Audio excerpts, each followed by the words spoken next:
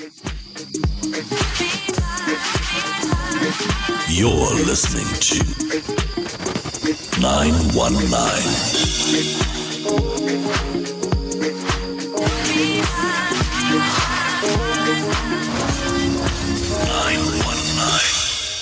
We all love a good story. Stories of love and life. Stories that entertain and inspire. And the best stories are the ones that happen to be true. Every Friday night, Jack Devnarain is live in conversation with an iconic South African personality who shares the true stories that shape their remarkable lives. Join us for reality radio, as real as it gets. From 6 p.m. to 7 p.m. every Friday.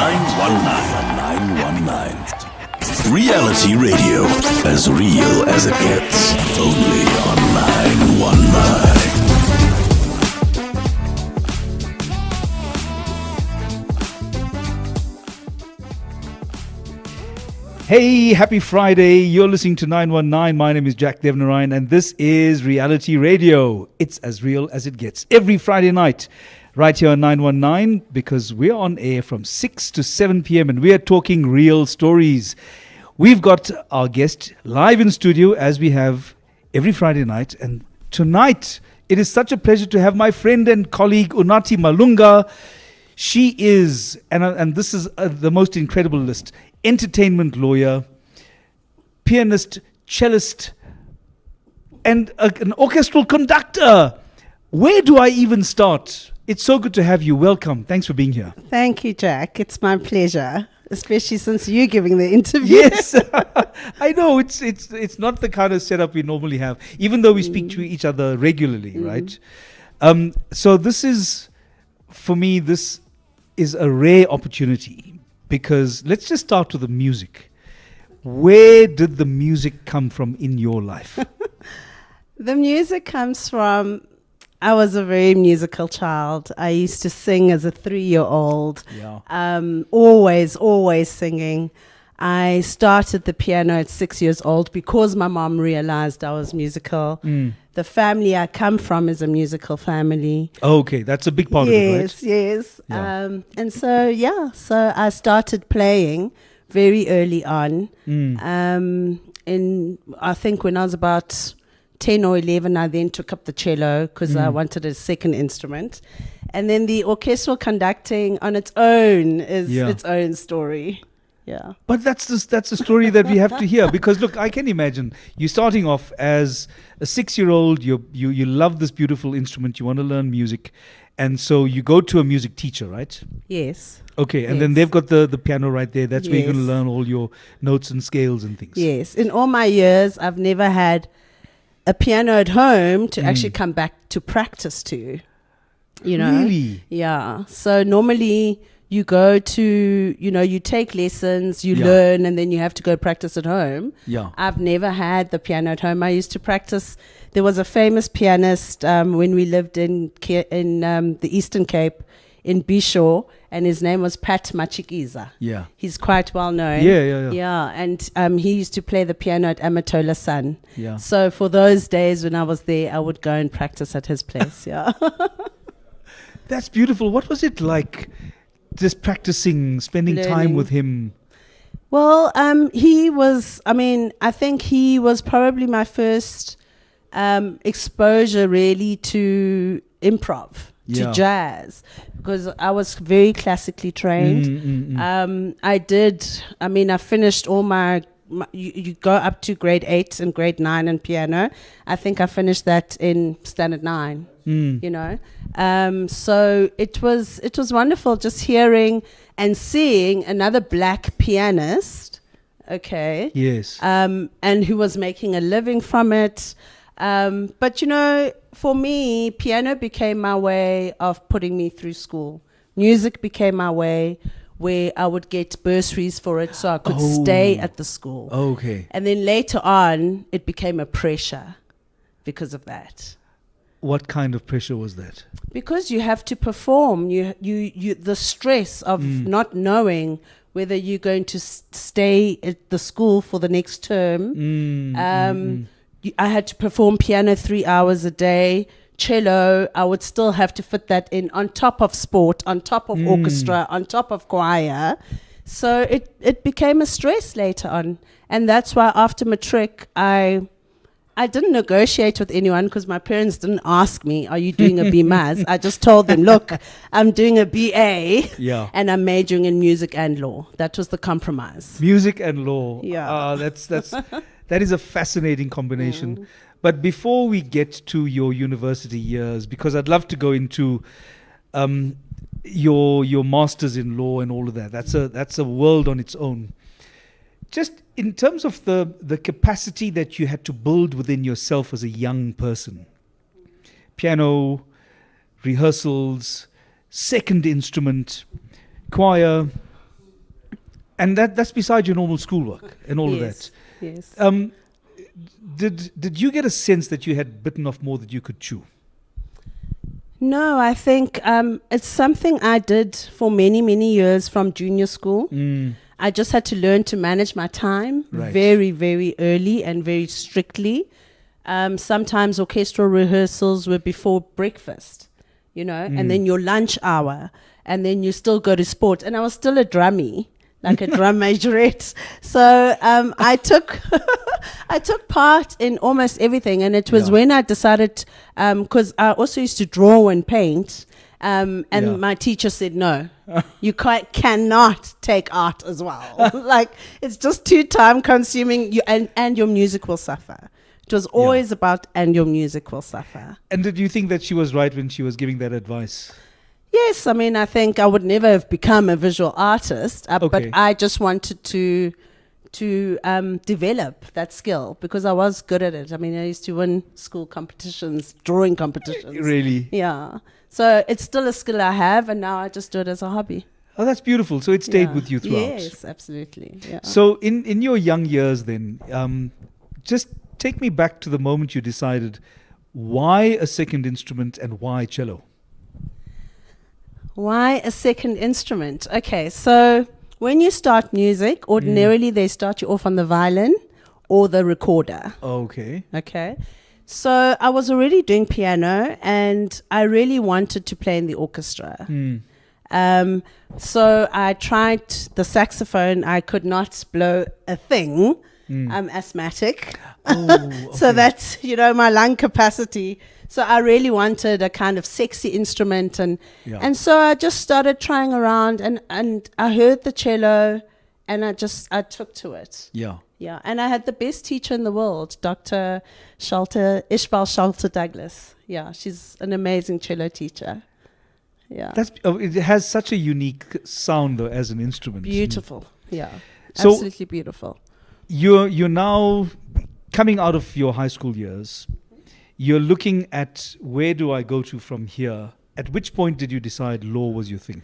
Jack, I decided in standard 8. Already you knew? Yeah, because I had to, you have to plan for your subjects and which subjects you're going to take. And I was saying, I'm not going to be, I knew that I would never be a classical pianist because you have to be the best in the world to even make it on that stage, Really? And I was very good, but I was never going to be the best in the world, in that level. And you didn't have 12 hours a day just for rehearsals, right? Yeah, so I started looking, what can I mix? What can I mix music with? I kind of already had an idea I wanted to do law, and then I went onto the internet. I was about 16, standard 8, and I knew already. So when I found entertainment law. When you were 16 and there was already internet, I kind of know what your age range is now. Because when I was 16, there were just, the basic building blocks of life. But we're going to go into your law years coming up. We're going to take a short break for now. Everybody, you're 919. Unathi Malunga is in studio with us. We're going to come back to the conversation with real stories. This is Reality Radio. We'll be back after the break. Reality Radio. As real as it gets. Breakfast on demand. Here's something that came in. Now, this sounds like something I probably would have done back in the day. So back before cell phones were the norm for kids, I called my crush at home, obviously on a home phone, around midnight, and we had a long chat. So we decided after some time, now you got to picture this, okay, that I should sneak over to her house. Now, being 13 at the time, I obviously couldn't drive. So I snuck out and rode my bicycle for almost an hour to get to her house. By the time I got there, she was fast asleep. I ended up getting caught sneaking back into my own house. It makes me think of Celine Dion. I drove all night. With Shane Hunter, Monday to Friday, 6 to 9 a.m. on 919. 919 has signed a code of conduct that is enforced by the Broadcasting Complaints Commission of South Africa. Under the code, we are committed to giving news that is accurate, comment that is fair, programming that is not harmful to children and that does not amount to hate speech or the description of gratuitous violence or explicit sex. If you think we're not living up to that code, you can inform the BCCSA. Direct any complaints in writing to the Broadcasting Complaints Commission of South Africa to PO Box 412-365, Craig Hall 2024. Or email the BCCSA at napsa.co.za. For more information, visit the bccsa.co.za. The Feel Good Drive with Nicole De Silva on 919. A personal being in that space at all, it sort of elevates you to where other people would like to use you. I'm now at a point where I'll say no, so I can see it from a mile away. Someone you don't hear from in forever and always sends you a message. Hey friend, long time. Oh my gosh, what are you up to? Not even how you, straight into, do you mind doing this for me? Hell no. I've had to learn how to say no. And then there's not even friends, there's people that work in the industry that like to take advantage. The Feel Good Drive, 3 to 6 p.m. on 919.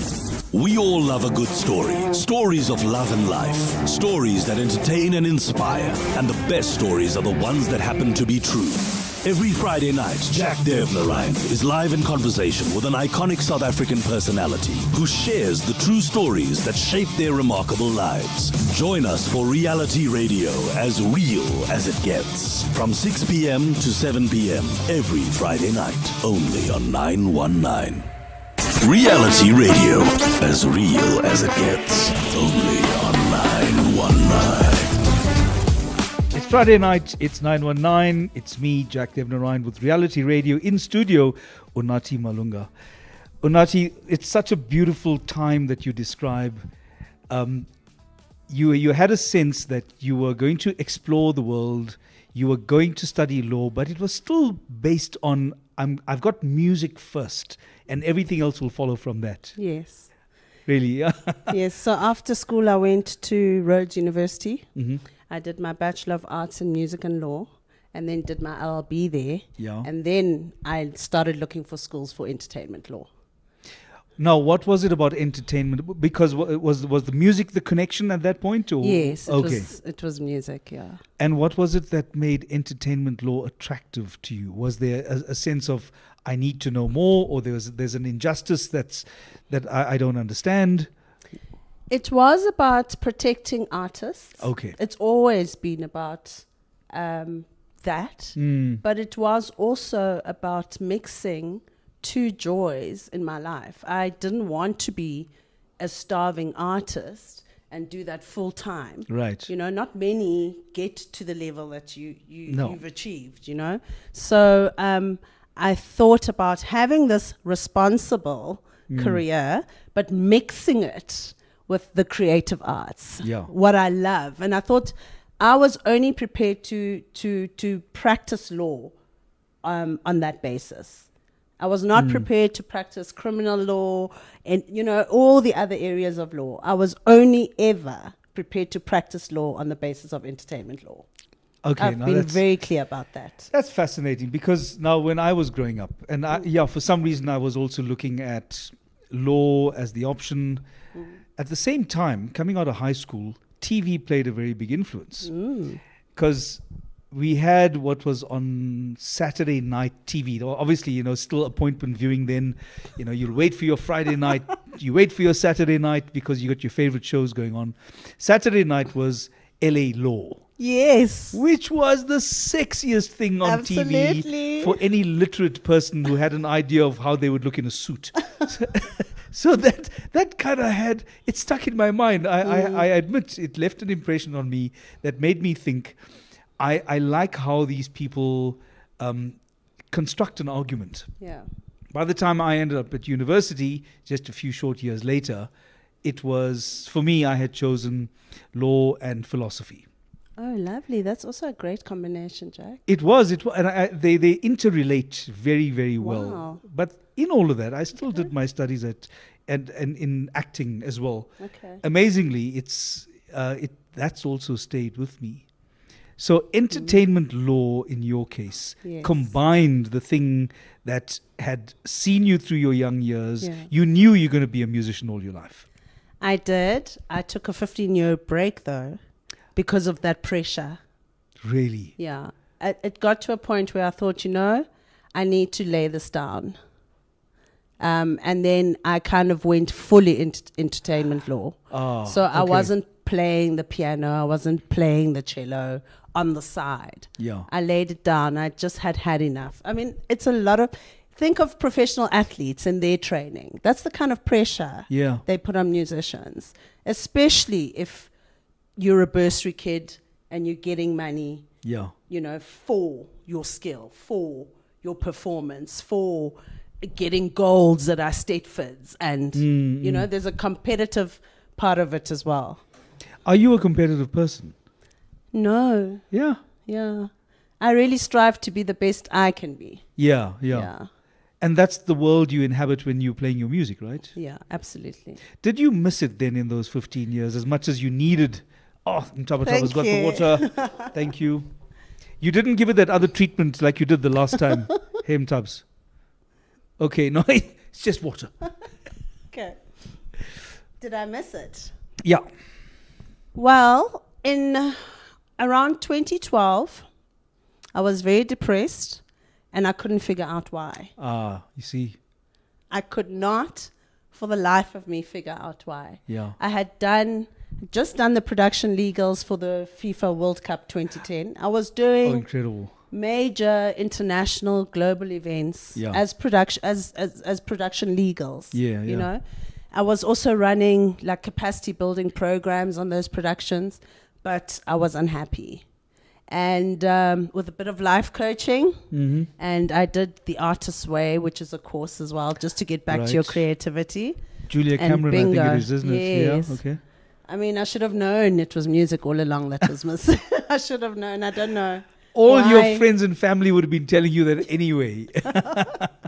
So I packed up my goods and decided to go back to Grahamstown to upgrade my music credentials. Well, how do you upgrade them? Well, I decided I wanted to do more music studies. Okay. Yes, and that's how I discovered orchestral conducting. Okay. I think that's a whole world of discussion right there. Yeah. Tell me about your master's in law. Okay. So at Rhodes University, I walk past the notice board and I see two notices. One is for the Mandela Scholarship. Right. And I think, I'm not even touching that one. You know, it's for smart people. Let me go to this other one over here. So I apply for it and I get it. Yeah. And I go to the US for the first time. I flew to Johannesburg first flight.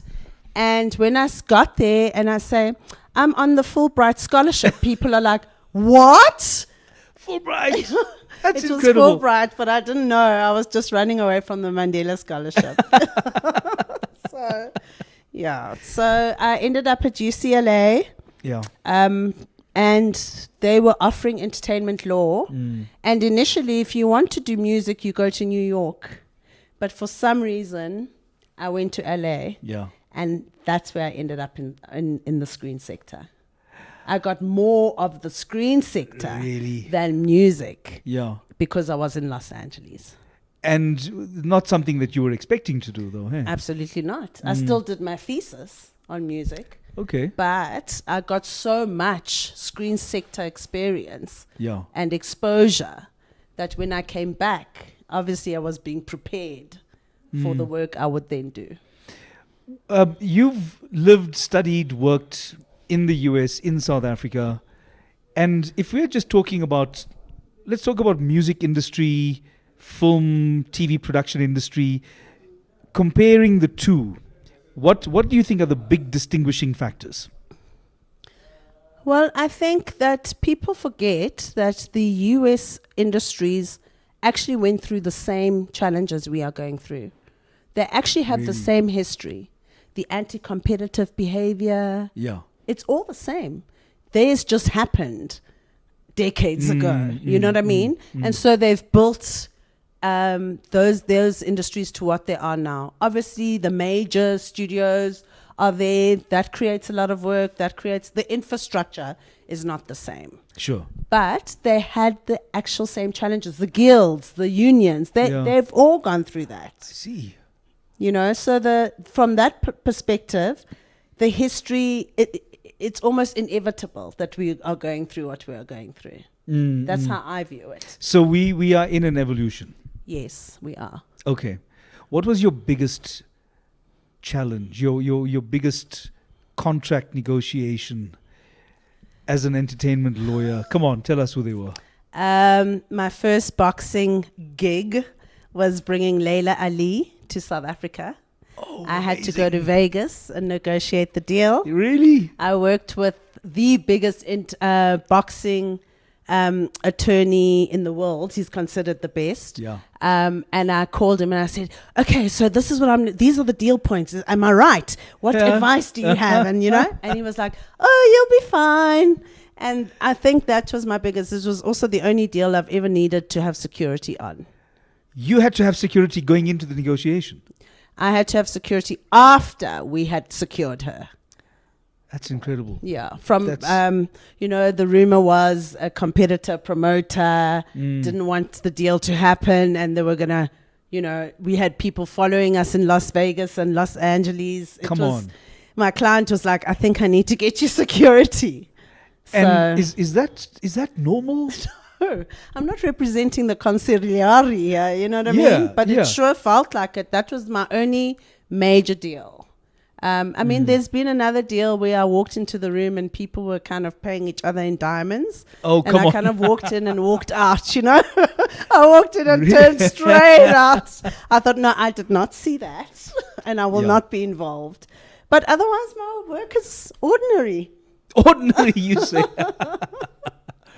No, I look at the work that you do and being involved as we are in industry discussions, engaged in that evolution as you describe. I see the work that it takes, and you exercise a lot of patience as well when you're trying to get people into a certain way of thinking and in a way of understanding the industry and what the challenges are and what the mechanisms are that may be available in order to overcome them. What is your biggest frustration working here in this sector? You know, just trying to push that progress through. I think one of my biggest frustration, and maybe it's because I'm an entertainment lawyer that works across the creative industries. Right. I'm not a film lawyer, a music lawyer. Lawyers are often only film lawyers. That's specialized, only right? music lawyers, Okay. yeah. So one of my biggest challenges is I think we are too insular. We only think of our sector, the screen sector. Yeah. We're not prepared to play with anybody else. When we talk about developing the creative industries, no, we must only focus on our sector. And I think that's short-sighted. I think where we all win, we all win. You know what I mean? Yeah, yeah. And I think that's very short-sighted. So when we put submissions to, and I'm not saying our sector doesn't have particular issues, but I think that we focus only, the practitioners only tend to focus on. It's unlike you're an actor, you can be in theatre, Right. you can do voice work, you can do commercial work. Film producers are, you know, and nothing else. It's about what's coming to me, my productions, my projects, that's it. And if we had a producer in the room, they would say that it requires that kind of focus. I don't know. I think that the creative industries are very collaborative industries. Yes, by nature, yeah. By nature. And so none of us is an island unto itself. Even them, they can't do their film without actors, without editors, without the rest of the value chain. So that is a frustration. And then, of course, should we mention government? I don't know. Yes. Well, short of mentioning government, we're going to go and have a short break now. When we are back after the break, we're talking to Unathi Malunga. This is 919 and Reality Radio.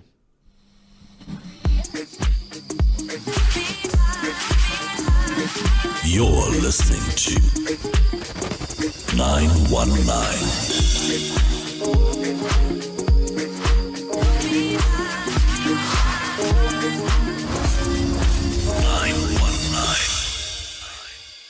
Breakfast on demand. What about a passionate couple, neighbor? They always seem to be either fighting loudly or once they've done with their fighting, they make up loudly. Do you know what I mean? They used to wrestle all the time. I'm sure they used to watch like the World Wrestling Federation. No, what do you do? This is John Cena.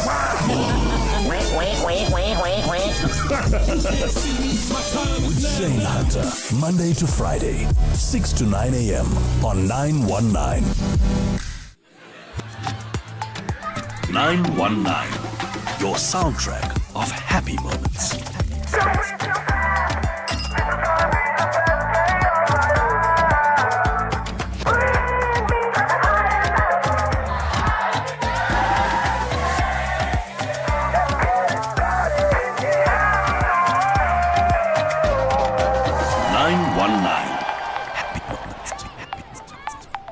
Reality Radio, as real as it gets.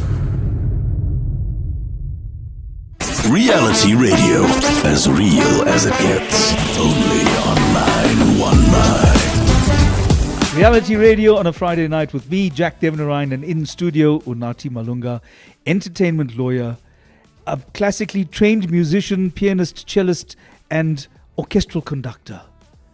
That's just, I'm trying to get the picture in my head of you standing and conducting an orchestra. What's that like? Jack, I can't put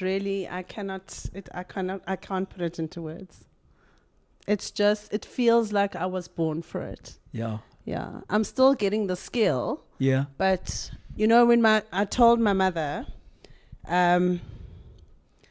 that I wanted to kind of take this route, she said, "Oh, but you always used to conduct the choirs on television." Yeah. She says I would stand there.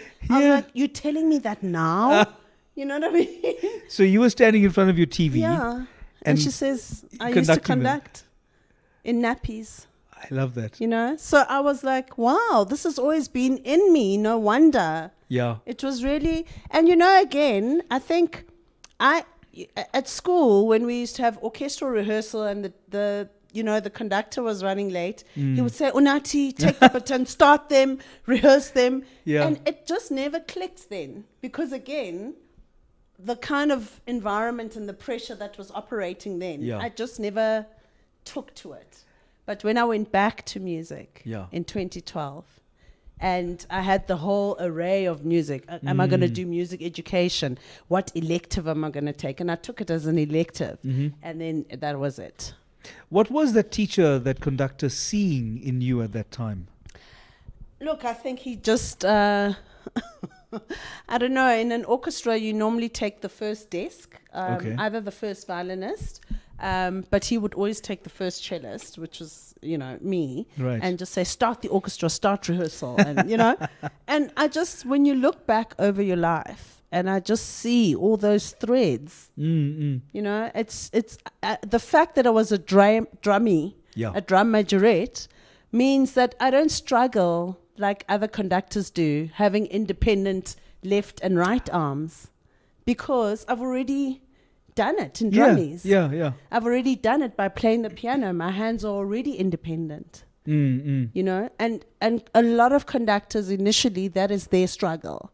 They cannot get the hands to be independent. Okay, this is interesting now, because I didn't, that's something that I didn't notice. Not that I go and study, orchestral conductors a lot, but I didn't realize. So what are they doing exactly? You got a baton in one hand. Yes, this is the hand that has the baton, and this beats the time. The time. Okay. Yeah. So it beats if the piece is in 3, you're beating a 3. Okay. If the piece is in 4, you're beating a 4. Yeah. This is so that everybody plays together and is at the same place in the same bar all the time. Fascinating stuff. Okay? Okay. The size of your beat is indicating character. Okay, yeah. Or, Yeah. It's indicating character. Yeah. This hand is also giving you loud, soft. It's the expressive hand. Okay. But whatever this hand is doing, you cannot stop that clock. Yes. You have to continue. So you have to keep the hands doing totally independent things, expressing totally independent things. It is, and the best part of it is that you have your back to the audience. Yes. So you're not even facing, you know what I mean? You're not even facing the audience.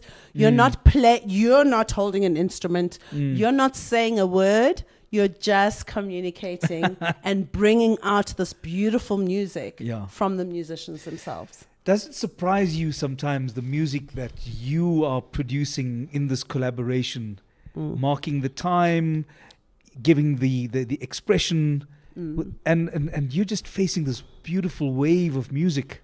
You see, you've got two kinds of orchestras. You got, because, musicians have years of practice. They are good musicians. Right. They are excellent musicians. Or they wouldn't even be there. Yes, they wouldn't even be there. So, if you're taking something like Beethoven's Fifth, da-da-da-da, everybody's heard it. Everybody's got their own idea of how to play it. Now, the trick is not to let those musicians play their own interpretation of it. Right. Because they will play it how they know it. Yeah. The trick is to get experienced musicians who you have the utmost respect for to play how you are interpreting it through your gestures. Yeah. And to get everybody playing the same interpretation. That's the trick. Yeah. Because the trombone knows when his part is coming, where he can just blow and is waiting the whole time just to blow. And, that's what you have to deal with brass instruments. Sorry. Yes. They're waiting just for that bar where they can just let rip. They can, yes, exactly. And if you want that held back, you've got to hold it back. You've got to pull it back. You've got to, without... You talk in rehearsals, of course. That's when you'll explain to them, listen, that's not how we're doing it here. Pull that back, guys. Yeah. But, and then you just get this beautifully new, how you are pulling the music out. It is the most amazing thing. I look at just the light in your eyes when you talk about it. I see that you are in your happy place. Absolutely. So where are you now in developing yourself as an orchestral conductor? Well, I am trying to carve out some time. As you know, I'm very, very busy trying to make a living. So it's this balance between making a living and doing what you like. Yeah. I was offered an opportunity in Germany. I couldn't raise the money to go. And so it took me 2 years to convince my maestro in Germany to give me lessons virtually. Yeah. And so I'm at least having lessons from him. Virtual orchestral conductor lessons. Yes. Okay. Trying to strengthen my technique. Right. Yeah. Because at that level, it's all about technique. Yes, isn't it? It is about technique. It's about musicality. You need to understand each instrument. You need to understand the sound that each instrument can make. You need to understand this particular marking in the music means the bow of the violins must be chick, or how, you know what I mean? Yes. So you need to know what those markings are, what you expect to hear from the musician, and if the musician doesn't give you that, you stop the rehearsal and you address it. You do that straight away? Yes, you have to. Oh, okay. Yeah. So it's a lot about musicality. You got to read the scores, melodic harmony. There's a lot. There's a psychological leadership element to it. Really? It's a lot. Explain that part now. I mean, You obviously you have to be in a leadership position, being the conductor. Being the conductor, leading the team, getting the team to play together, making sure, group dynamics can be very different dynamics than one-on-ones, So there is that kind of element to it. There are conductors who, and getting the orchestra to understand you. Bernstein is very different from Karajan, is very different from, another conductor. Did you watch the Bernstein movie though? Yes, I did. Okay, good. Yes, I thought it was very good. Yeah. Okay, so each one brings a different style and a different dynamic as a leader. Yeah. What's your style as a leader? Oh gosh, Jack, I'm I'm quite diplomatic and democratic, but I think I'm still focused on getting myself to be a conductor. And I say to people, getting myself to be a great conductor, let's say.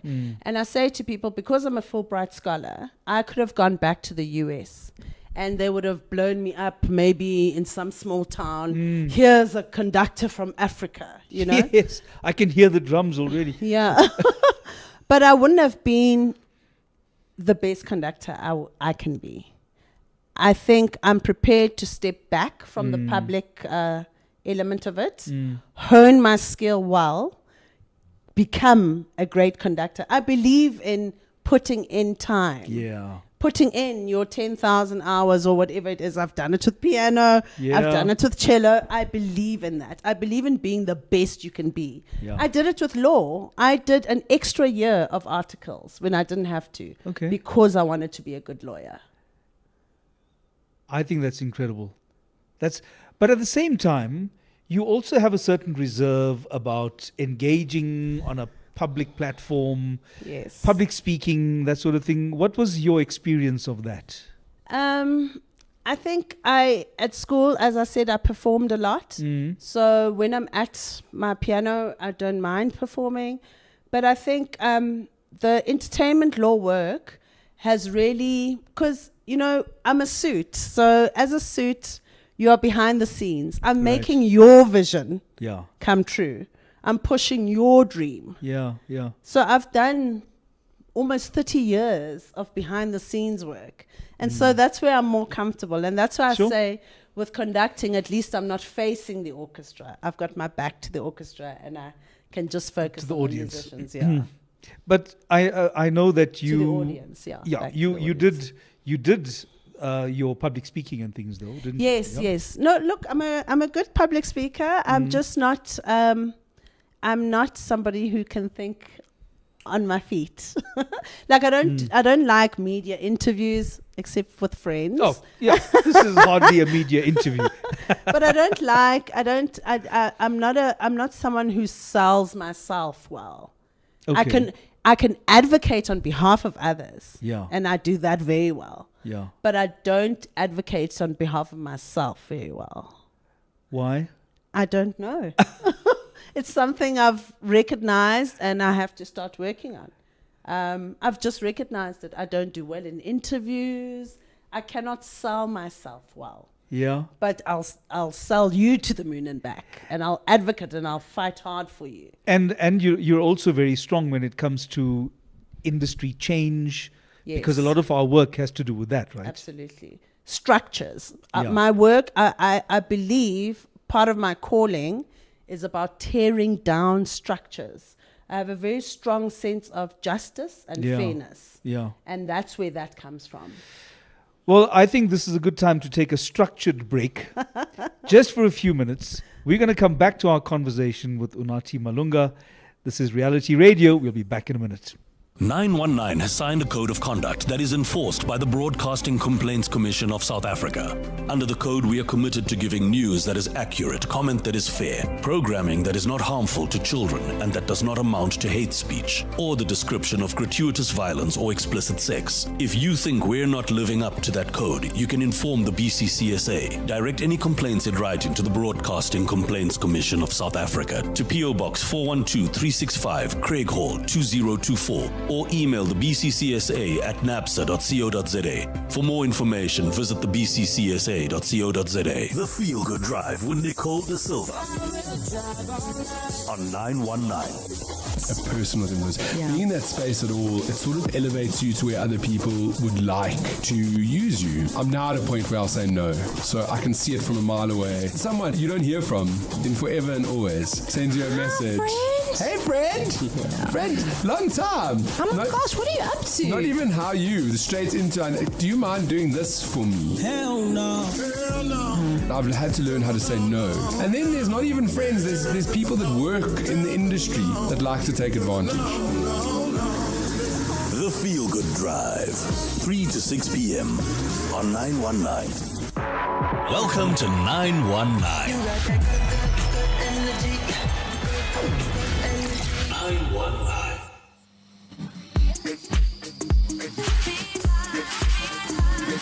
You're listening to 919.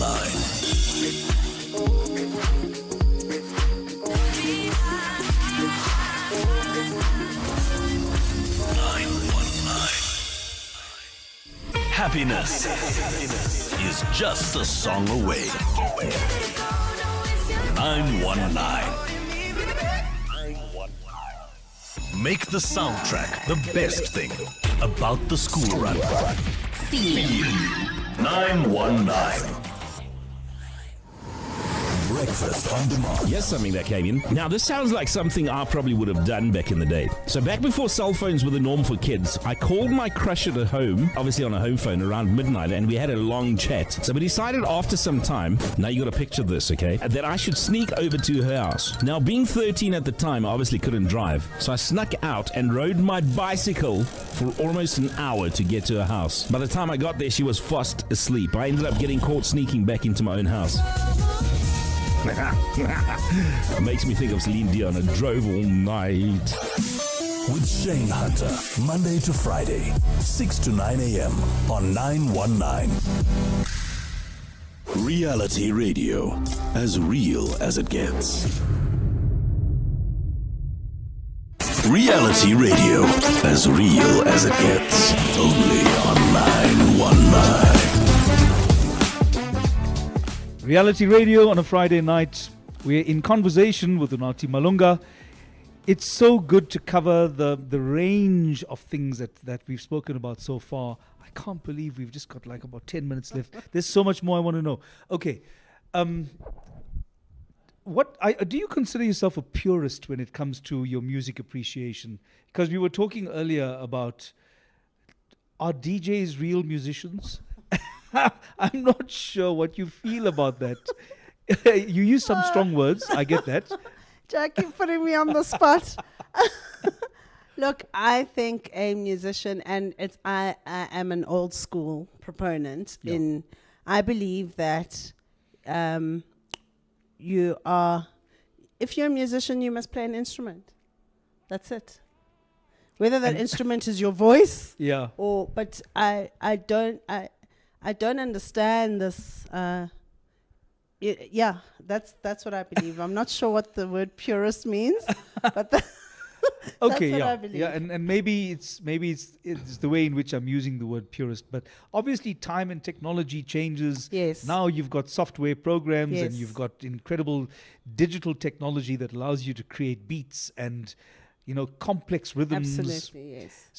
And that's creative. That's a creative process. Right, okay. So long as you're using a creative process, but I do not believe that children should grow up aspiring as their only career aspiration to be a DJ. No. That would be strange. So, hey, because it's like if you're 6 years old and you say, okay, what do you want to be when you grow up? I want to be a DJ. But this is what's happening in these Instagram streets. Okay. And it's unacceptable. I find it unacceptable. Yeah. And I'm not a parent. I'm just observing as an outsider. And I just don't understand why this is happening. And that's not to say that we are prescribing what would be an acceptable path, right? No, because that would be crazy. But at the same time, we are looking at the values that are guiding this child's it's the motivation for me. Yeah. What is that then? The motivation, the sense that I get is that I want to be a Kardashian. I want to be a chef I see, because of the chef shows. Okay. I want to be a DJ because DJ so and so. You know, it's what's lying behind. Yeah. And it's not about getting the skill and being the best DJ you can be. It's about this idea you have in your head that a DJ means this kind of lifestyle. Yeah. That's what I think is very dangerous, to be breeding in children. So we're selling a lifestyle. That's what social media is really good at, right? And in fact, from what we've seen with social media is that people are pretty shameless when it comes to, I want to be celebrated. That is something that I don't get. I struggle with that because I often look at people who demand the limelight and I say, but what is it about you that makes you think you deserve the limelight? I think we're also in a day and age where, for example, if we use a tendertrepreneur as an example. So people are getting money or getting jobs when they can't even perform the skill that they're saying. Because they get that tender and then they go outsource it, right? Right, exactly. So all I'm asking is, please just be good at what you say you do. Yeah. You chose that path. Please do what you say you do. Yeah. Can we just have the integrity of that? You know, that if you say you're an actor, then act. Right. You know what I mean? Show me your skill. Get some skill. Invest something into your own skill. And I think that's what's missing. And unfortunately, you know, my mother used to be a career guidance teacher. And she was in education. I've got a big part of me that's educational. And I feel like I do think that it's a pity. I don't know where guidance went, but it seems to be gone. We are talking also about, and you mentioned integrity. It reminded me, we chatted earlier about friendships. So tell me, the integrity of the friendship you have with Lebogang Leboluane? Because Lebogang sent a message to the show and we are so happy that, you know, she sent a message to say that she loves listening to you and all the thoughts that you have to share and all your perspectives and the story of your journey, your story. So is that an example of one of those friendships with integrity? Yes, I think so. Thank you, Lemu. I am a very big friendship person. I mean, most of my friends are boarding school friends from way back. Yeah. When I went to the US, I was adopted by a family. That was in the year 2000. I still speak to them on Skype. I still visit them. They still come here. So I'm a big relationship person. I like to nurture my relationships, and I want true relationships. I don't. The minute I see a friend slacking, or then I back off a bit because I don't want one-sided relationships. Isn't there a place for a friend to step up and say, "This, you could be doing more. You could be doing more." I've never been accused of being doing more. No, you would say this to the friend, right? Oh, yes. No, of course. Yes. No, I would address it. But what I'm saying is when I see that a friendship is one-sided, I can step back. Yeah, I find that as well. And the thing is, I'm always willing to give the person the benefit of the doubt. Yeah. You know? But I think there must be mutual respect in friendships, and I find that's not always the case. People befriend each other for all sorts of different reasons. Sure. And there's just no mutual respect. That's a big thing. You got to be, I think whether you're raised in it or not, there's always place in your life for you to see what respect is and what it does. So as I suppose it's amazing how for all the guests that I've had on the show, strangely, we always come round to this idea of, these are strong personalities with a view. They are looking to change things in the world around them. And perhaps it's unfair to reduce that objective to being an activist. But the word kind of captures a lot. Do you think of yourself as an activist? I don't, but the more you say the word, and the more I hear the word, I think of myself as an advocate. I don't know if it's different, but I've always thought of myself as an advocate. I like that. I think it's a lovely distinction as well. So, in your mind, what would be the thing that makes an advocate different to an activist? I don't really know. For me, activist sounds a bit like, I don't know, like, I don't know. I have the idea of, maybe it means the same thing. I think activists advocate. Right. Definitely. Yeah. But I don't know. I have a sense of more, I don't know. Militancy, perhaps. Yes, militancy. Yeah. And I guess I'm militant in my own way. Yeah, yeah. I've seen you in action. I know you are. So I've got to think about that. I've never used that word in relation to myself. I've always used, I advocate for people. Yeah. I like that description because a lot of my work as an actor and as one of the people pushing for change within the industry, it's very easy for people to use that label activist and for me to use it with myself. I'm an activist for change. And I have a sense that I feel a little ashamed that I'm not, I don't perhaps inhabit that activist space in the way that I understand activism to be. Because when I was, learning activism, it was early university years, I was a few years after the real activism that happened, where people actually were picked up by security police, put into the back of a police van. By the time I came out of university and I was in the police, I was putting people into the back of that van, not necessarily for the same reasons. But I think I feel that I don't deserve to carry that activist label. But you see, and that's the point, is that the word activism, there's something it conjures up. Yes. There's this idea we have, and yet we are advocating in our own spaces. We are, absolutely. Yeah. So I guess we are activists. Perhaps we are, yeah. What are you advocating for now?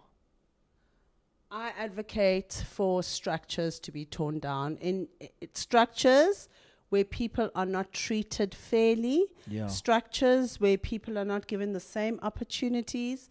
And that doesn't mean equal treatment. It means equitable treatment. Yes. So where there's a gap, we need to close the gap to give people the same starting line. So for me, that's important, that everybody has a chance at life. Half an hour ago, you were telling me how you love structure in your life. Now you're telling me you want to tear them down. No, those structures. Structures that discriminate, structures that, I think a creative person, there's this kind of stigma, or you feel penalized when you're a creative person. And yet you've got God-given gifts that you should be expressing and making a living from. Yeah. What is wrong with that? You see, that's such a big thing. What is wrong with that? Especially when it comes to creative expression. It is in its very nature that it needs to be shared. Absolutely. And without it, you will die. If you had to go and sit at a desk job, that's the difference with creative people. We are not doing it as a hobby. Look at them walk in jeans. Oh, shame. Let them sit on that table alone. It is who we are. Isn't that, though, how our industry seems to be treated, as if this is merely a hobby? These are people who are not serious about life. Now, I don't mind if we're treated like that by bankers. I mind if we're treated like that by Department of Arts, Sports and Culture. Sure. By people who are supposed to also be advocating for creative industries. Do you see what I'm saying? Oh, yes, I'm not absolutely. expecting a banker to understand me as a creative. Yeah. But the structures that are in place to support this industry, they need to be working. And I know you use banker as an analogy there, of course. because still we need bankers to take us seriously. Yes, of course. The funniest thing is about, just as we're reaching the top of the hour now and wrapping up, about 3 years ago, there was an industry discussion. You might have been on that call as well, where government was saying to us, we want to try and help you because there's so much injustice and unfair exploitation. And some of the people on the call saying, what do you mean? That's not happening here. We don't see it around us. Today I was on a call where the very people who 3 years ago were saying that that exploitation doesn't exist, today they were very, very quiet. There was silence in the room. I could hear crickets. And I'm wondering, isn't that interesting? It's like, did you suddenly wake up and realize that, yes, we need to change these structures? You see, now what moved me about today was that a government Department of Labor and Employment, Yes, is changing the structure. that's right. For the first time since I've been involved in the creative industries, and that's more than 20 years, a structure is actually being changed. Not a check here for 350 rand. A structure. I love that. Is being changed. Let's you and I agree to keep advocating for change. Absolutely. Unathi Malunga, it's been great to have you on the show. That's been Reality Radio this Friday night with me, Jack Devnarain. Join me again next week. Thank you, Jack.